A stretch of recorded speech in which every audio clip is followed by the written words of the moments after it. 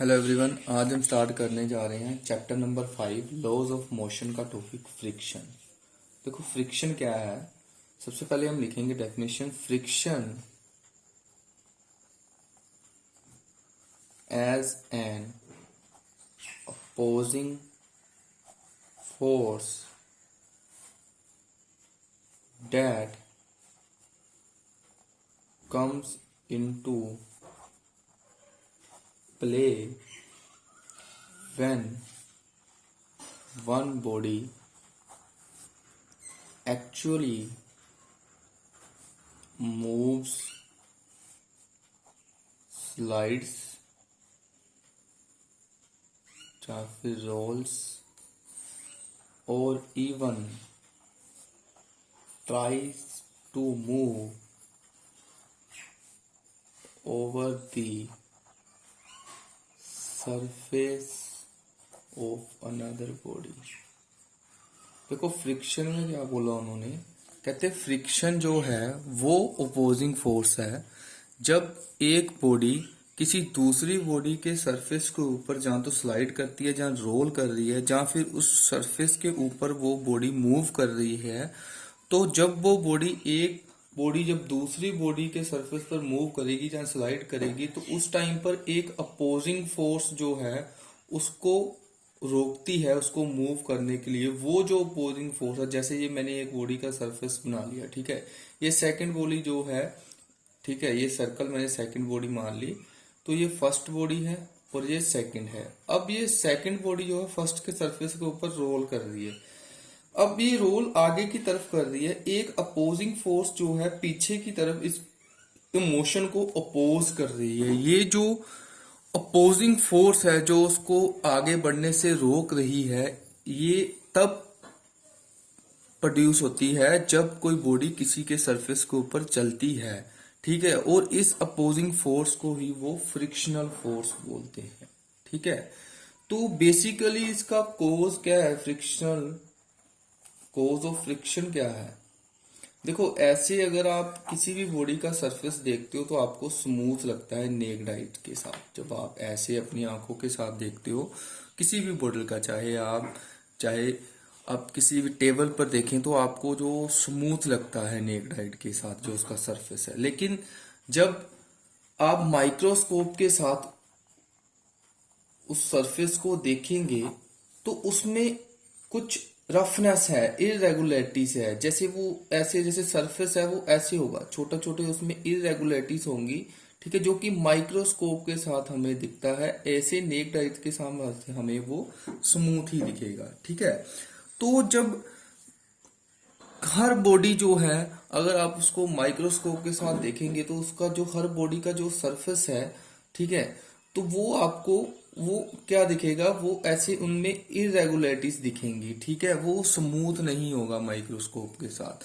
तो अब दोनों बॉडीज में इरेगुलरिटीज हैं, देखो इसमें भी है इसमें भी है। जब ये बॉडी इसके सरफेस के ऊपर चलेगी, इसकी इरेगुलरिटीज और इसकी इरेगुलरिटीज जो है ये आपस में इंटरलॉक्ड हो जाएंगी, ठीक है। और इस इंटरलॉक्ड को तोड़ने के लिए, ठीक है, इस इंटरलॉक क्या ये इंटरलॉक को तोड़ एक ये इंटरलॉक है, ये एक अपोजिंग फोर्स पैदा करता है मोशन के लिए, बॉडी की मोशन के लिए, ठीक है। जैसे आप देखें एक रोड है आपके पास, एक रोड जो है वो बिल्कुल टूटा हुआ है, ठीक है।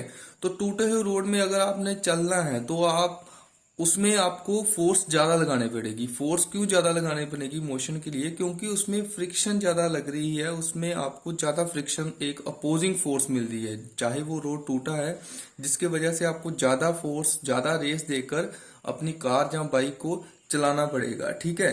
तो ऐसे ही जब इंटरलॉकिंग हो जाती है दोनों सर्फेसिस में, तो एक अपोजिंग फोर्स जो कि मोशन को रोकती है, उस अपोजिंग फोर्स को ही हम फ्रिक्शन बोलते हैं, ठीक है। जैसे ये मान लो एक सरफेस की इंटरलॉकिंग है, ये जिसने दूसरे सरफेस के ऊपर, ठीक है, दूसरे सरफेस के ऊपर चलना है, तो ये इंटरलॉकिंग आपस में लॉक्ड हो जाते हैं, ठीक है, इंटरलॉक्ड हो जाते हैं। ये जो इरेगुलरिटीज हैं आपस में इंटरलॉक्ड हो जाते हैं, और जिसकी वजह से बॉडी को दूसरे के सरफेस के ऊपर चलने के लिए ज्यादा फोर्स लगानी पड़ती है, ठीक है। एक अपोजिंग फोर्स जो है वो यहाँ पर प्रोड्यूस हो जाती है, उस अपोजिंग फोर्स को ही हम फ्रिक्शनल फोर्स बोलते हैं। ठीक है, और जितनी आपने फोर्स लगाई, अप्लाइड फोर्स लगाई, वही आपकी फ्रिक्शनल फोर्स की वैल्यू हमें बताएगी इस फोर्स में, इस केस में। जैसे आपने यहाँ पर एक अप्लाइड फोर्स लगाई इसको कवर अप करने के लिए, वही वैल्यू आपकी जो है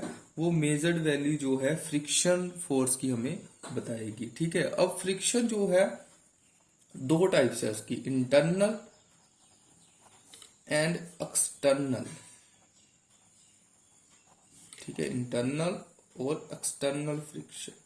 ठीक है, इंटरनल फ्रिक्शन देखो, इंटरनल फ्रिक्शन जो है वो लिक्विड्स की लेयर्स में पाई जाती हैं। लेयर्स ऑफ लिक्विड्स में जो फ्रिक्शन हो वो कौन सी फ्रिक्शन होगी, वो आपकी इंटरनल फ्रिक्शन होगी। ठीक है, it arises due to relative motion between every two layers of liquid. ठीक है, जैसे लिक्विड के दो लेयर्स हैं मोशन में, उन दोनों लेयर्स में जो फोर्स ऑफ फ्रिक्शन है उसको आप बोलेंगे इंटरनल फ्रिक्शन। और ऐसे ही एक्सटर्नल फ्रिक्शन कैसे जो है वो अराइज होती है, जो एक्सटर्नल फ्रिक्शन है जब दो बॉडीज एक्चुअल में कांटेक्ट में हो। जब दो बॉडीज एक्चुअल में कांटेक्ट में हो तो उस टाइम पर जो फ्रिक्शन होगी वो आपकी एक्सटर्नल फ्रिक्शन होगी। ठीक है, जब दो बॉडीज एक्चुअल में कांटेक्ट में हो तो उस टाइम पर जो आपकी फ्रिक्शन होगी वो आपकी एक्चुअल फ्रिक्शन होगी। ठीक है, इसमें फर्दर आगे टाइप है एक्सटर्नल में स्टैटिक फ्रिक्शन।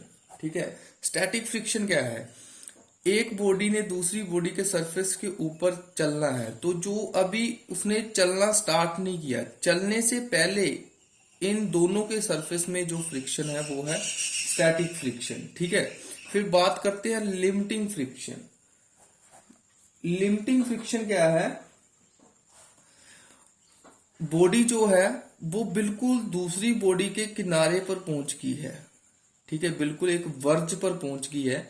इस टाइम पर जो मैक्सिमम अपोजिंग फोर्स जो इस बॉडी का सरफेस इस बॉडी पर लगा रहा है, बिल्कुल बॉडी जो है वो इस किनारे पर पहुंच गई है। ठीक है, it is the maximum opposing force that comes into play when one body is just at the verge of moving over the surface of other body. जब एक बॉडी दूसरे के किनारे के ऊपर बिल्कुल मूव कर रही हो, उस टाइम पर जो मैक्सिमम फोर्स इस किनारे पर, मैक्सिमम अपोजिंग फोर्स इस किनारे पर इस बॉडी को एक्सपीरियंस होगी, वो होगी आपकी लिमिटिंग फ्रिक्शन। ठीक है, तो अब लास्ट जो टाइप है वो है हमारी काइनेटिक फ्रिक्शन। ठीक है, काइनेटिक फ्रिक्शन में क्या है, देखो काइनेटिक फ्रिक्शन में क्या, जब बॉडी किसी के सरफेस के ऊपर एक्चुअल में मूव कर रही है, ठीक है, जहां फिर रोल कर रही है, उस टाइम पर दोनों सरफेसिस में जो आपकी फ्रिक्शन है उसको आप बोलेंगे काइनेटिक फ्रिक्शन। ठीक है, तो इसमें काइनेटिक फ्रिक्शन में भी आगे फर्दर दो टाइप्स हैं। काइनेटिक में है sliding friction and rolling friction. दोनों में डिफरेंस क्या है, स्लाइडिंग और रोलिंग फ्रिक्शन में डिफरेंस क्या है। ठीक है, स्लाइडिंग और रोलिंग में डिफरेंस क्या है, स्लाइडिंग एंड रोलिंग दो टाइप्स है इसकी काइनेटिक फ्रिक्शन की।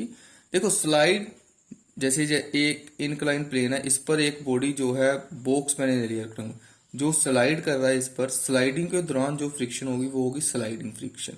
और एक व्हील जो है वो रोड के ऊपर रोल कर रहा है, उसमें जो फ्रिक्शन होगी रोड और व्हील में वो होगी आपकी रोलिंग फ्रिक्शन। ठीक है, तो ये हमने फ्रिक्शन और कुछ उसकी टाइप्स जो है वो आपके साथ डिस्कस की हैं। Thank you class.